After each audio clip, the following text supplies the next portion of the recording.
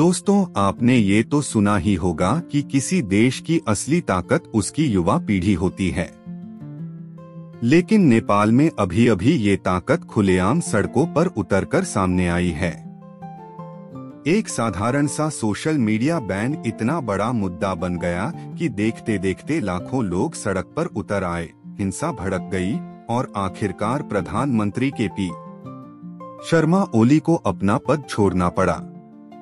आज इस वीडियो में हम जानेंगे नेपाल के जेनजेड आंदोलन की पूरी कहानी, इसकी शुरुआत कहां से हुई, कैसे यह इतना बड़ा जनसैलाब बन गया, इसमें कितने लोग मारे गए, राजनीतिक हलचल क्या हुई और आने वाले समय में नेपाल और दक्षिण एशिया की राजनीति पर इसका क्या असर पड़ेगा। ऐतिहासिक पृष्ठभूमि। नेपाल का इतिहास हमेशा ही राजनीतिक अस्थिरता से जुड़ा रहा है। 2006 तक नेपाल में राजशाही थी, लेकिन लंबे संघर्ष और माओवादी विद्रोह के बाद लोकतंत्र आया। उम्मीद थी कि लोकतांत्रिक सरकार जनता की परेशानियां हल करेगी, लेकिन पिछले 1.5 दशक में जनता को क्या मिला? बार बार सरकारें बदलीं, नेताओं पर भ्रष्टाचार के आरोप लगे और बेरोजगारी बढ़ती गई। युवा पीढ़ी जो अब इंटरनेट और सोशल मीडिया से जुड़ी है, उसे लगा कि उनकी आवाज कभी संसद तक पहुंच ही नहीं पाती। और इसी बीच 2025 में सरकार ने सोशल मीडिया प्लेटफॉर्म्स पर बैन लगा दिया। सरकार का कहना था, कंपनियां देश में रजिस्टर नहीं कर रही हैं, टैक्स नहीं दे रही हैं और डेटा सुरक्षा पर सवाल हैं। लेकिन जनता ने इसे उनकी आवाज दबाने की कोशिश समझा। खासकर जेनजेड पीढ़ी के लिए सोशल मीडिया सिर्फ चैट या फोटो शेयर करने का साधन नहीं, बल्कि अपनी बात कहने का सबसे बड़ा प्लेटफॉर्म था। आंदोलन की शुरुआत। बैन के तुरंत बाद काठमांडू और पोखरा जैसे बड़े शहरों में छात्रों ने प्रदर्शन शुरू कर दिए। शुरुआत में नारे थे, सोशल मीडिया वापस करो, लेकिन कुछ ही दिनों में ये आंदोलन बड़ा हो गया।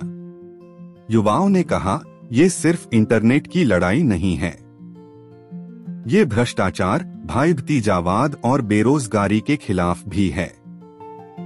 इस आंदोलन को जेनजेड प्रोटेस्ट कहा गया क्योंकि इसमें ज्यादातर प्रतिभागी 18 से 25 साल के छात्र और युवा थे। सोशल मीडिया बैन के बावजूद युवाओं ने वीपीएन, ऑफलाइन नेटवर्क और अंतर्राष्ट्रीय मीडिया का सहारा लेकर संदेश फैलाया। हर दिन भीड़ और बढ़ती गई। जितना सरकार दबाव डालती, उतना ही आंदोलन तेज होता।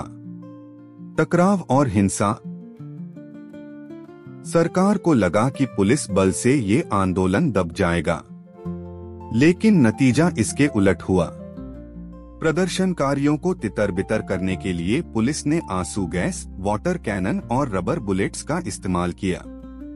रिपोर्ट्स के अनुसार पुलिस कार्रवाई में कम से कम 19 लोग मारे गए और सैकड़ों घायल हुए।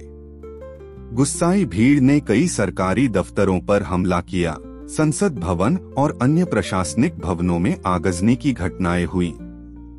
काठमांडू में हालात इतने बिगड़े कि कई दिनों तक कर्फ्यू लगाना पड़ा।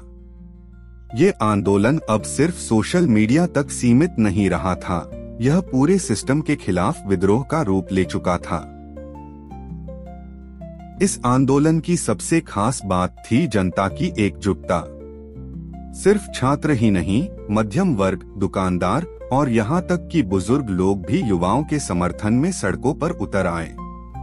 लोगों ने कहा, हमें नेताओं के झूठे वादों से तंग आ गए हैं, हमें बदलाव चाहिए।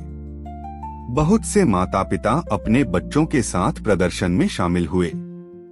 यह पहला मौका था जब नेपाल में इतने बड़े पैमाने पर अलग अलग वर्गों के लोग एकजुट होकर सरकार के खिलाफ खड़े हुए। राजनीतिक असर। इतना बड़ा दबाव प्रधानमंत्री के.पी. शर्मा ओली के लिए असहनीय साबित हुआ। विपक्ष ने भी मौके का फायदा उठाया और संसद में ओली सरकार पर सवाल उठाने लगे। अंततः ओली को इस्तीफा देना पड़ा। यह घटना नेपाल की राजनीति में ऐतिहासिक है, क्योंकि पहली बार किसी युवा आंदोलन ने सीधे प्रधानमंत्री को पद छोड़ने पर मजबूर कर दिया। सरकार ने बाद में सोशल मीडिया बैन हटा लिया, लेकिन तब तक जनता का भरोसा टूट चुका था। लोग कह रहे थे, ये सिर्फ शुरुआत है। अगर अगली सरकार भी पुराने रास्ते पर चली तो आंदोलन फिर से होगा। अंतर्राष्ट्रीय प्रतिक्रिया। नेपाल का ये संकट अंतर्राष्ट्रीय स्तर पर भी सुर्खियों में रहा। भारत और चीन दोनों ने हालात पर गहरी नजर रखी, क्योंकि नेपाल की अस्थिरता का असर सीधा इन देशों पर पड़ सकता है। संयुक्त राष्ट्र और मानवाधिकार संगठनों ने पुलिस की कार्रवाई की आलोचना की और पारदर्शी राजनीतिक सुधार की मांग की। दूसरी तरफ दुनिया भर में कई युवा कार्यकर्ताओं ने नेपाल के जेनजेड आंदोलन को डिजिटल फ्रीडम की लड़ाई कहा। अब सवाल है, आगे नेपाल किस रास्ते पर जाएगा? नई अंतरिम सरकार बनने की प्रक्रिया शुरू हो चुकी है, लेकिन असली चुनौती होगी जनता का भरोसा जीतना। जेनजेड आंदोलन की मुख्य मांगे हैं: भ्रष्टाचार खत्म करने की ठोस योजना, बेरोजगारी पर काम, डिजिटल स्वतंत्रता की गारंटी और राजनीति में पारदर्शिता। अगर सरकार इन मुद्दों को हल करती है तो नेपाल एक नए लोकतांत्रिक युग में प्रवेश कर सकता है।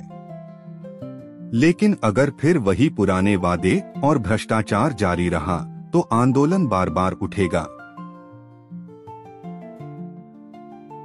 नेपाल का जेनजेड आंदोलन हमें एक सबक देता है।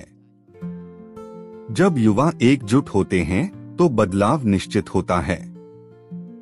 सोशल मीडिया बैन से शुरू हुई ये लड़ाई आज पूरे सिस्टम को बदलने की पुकार बन गई है। अब देखना होगा कि नेपाल की राजनीति इस चुनौती को कैसे संभालती है। आपको क्या लगता है, क्या यह आंदोलन नेपाल में स्थायी बदलाव लेकर आएगा या फिर यह भी कुछ समय बाद इतिहास के पन्नों में दब जाएगा? कमेंट में बताइए और इस तरह की गहन जानकारियों के लिए चैनल को सब्सक्राइब करना न भूलें। और जाते जाते इस वीडियो को लाइक और शेयर करना बिल्कुल न भूलें, ताकि आपको ऐसी और भी वीडियोस मिलती रहे।